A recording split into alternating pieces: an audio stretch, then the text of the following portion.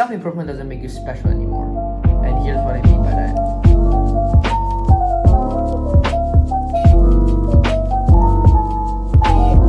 So just imagine it was like 2021-ish. And then basically everyone was doing every single bad habit. Everyone was gaming after they got home. And then after school, like every basic teenager will literally go home and just jack off. They don't go to the gym, they don't meditate, then they eat shit food.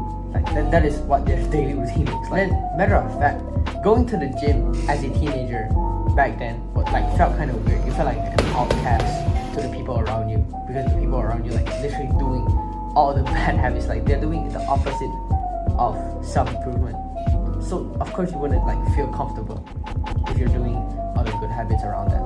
And it was like 2022-ish. Self-improvement started taking over. You know, Hamza started like actually preaching a lot. Like he got fucking famous after that. And then the most basic habit that every man started off with is definitely the gym. Like I doubt there will be anyone who started self-improvement without gym as their first habit. So we started progressing more. We started doing other good habits. And then as time goes on, self-improvement is normalized. If you started going to the gym like as a teenager, you would easily be like the top few percentage of your age gap. And then if you meditate, you would like easily be top 99% of the people in your class, like in the entire world of like teenage people, whatever you want to call it. But right now, going to the gym is the least that you can do to not be like an average Joe. A lot of people go to the gym. Most of the people go to the gym. Probably like the loser classmates that you've been looking down to. They probably like do some form of exercises. If you slack, let's say that one day you just wanked off, you just jacked off like some random ass porn star like OnlyFans girl. You take one step back every time you do those bad habits. You're losing in that race. Because remember, life is not a sprint. Life is a marathon. Sure, you meditate sometimes. Sure, you do some gratitude journal sometimes. But sometimes you skip as well. So that isn't enough to make you stand out from the crowd.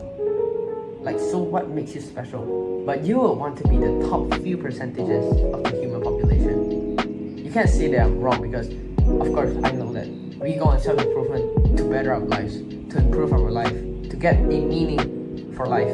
But partly of you wants to go on self-improvement to be special.